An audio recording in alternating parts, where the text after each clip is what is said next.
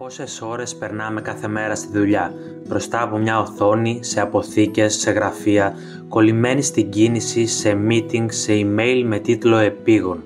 Η μέρα φεύγει, η εβδομάδα τρέχει, ο μήνας χάνεται και κάπου εκεί, μέσα σε υποχρεώσεις και αναμονές, ξεχνάμε. Ξεχνάμε να ζήσουμε, να αναπνεύσουμε, να κάνουμε επιτέλους εκείνη την εκδρομή που σχεδιάζαμε τόσο καιρό. Έτσι κι εμείς, εκείνο το Σαββατοκύριακο, αφήσαμε τη βαβούρα της πόλης για να πάμε στο βουνό. Η διαδρομή μας περνούσε από τα ορεινά χωριά των Σερών. Αφού είδαμε το καταράκτη της Ιδροκάστρου, κάναμε μια στάση σε ένα καταφύγιο έκτακτης ανάγκης. Ένα ησυχαστήριο μέσα στη φύση.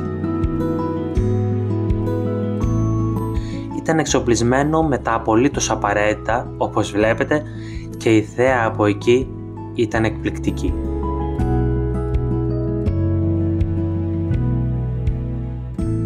Έμελε όμως να ανακαλύψουμε κάτι ακόμα πιο εντυπωσιακό.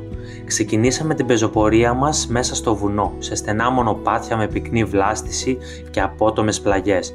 Συζητούσαμε για την Άνοιξη. Λέγαμε ότι είναι η πιο όμορφη εποχή για πεζοπορίες, με τα ανθισμένα λουλούδια.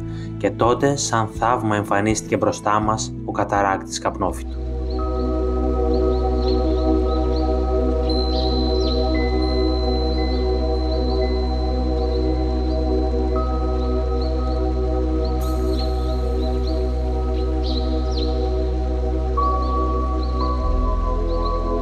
Η δουλειά λοιπόν δεν είναι το παν. Σημασία έχει να αισθανθείς τον κόσμο γύρω σου, τους ορμητικούς καταράκτες, τα πυκνά δάση, τα απόμερα μονοπάτια, το φαγητό με φίλους, το γέλιο της παρέας, τη μυρωδιά του καφέ, να κάνεις όνειρα.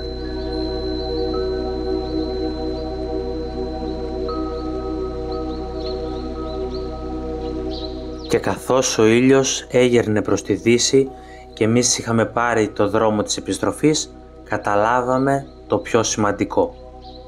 Το μόνο πραγματικά επίγον είναι η ίδια η ζωή.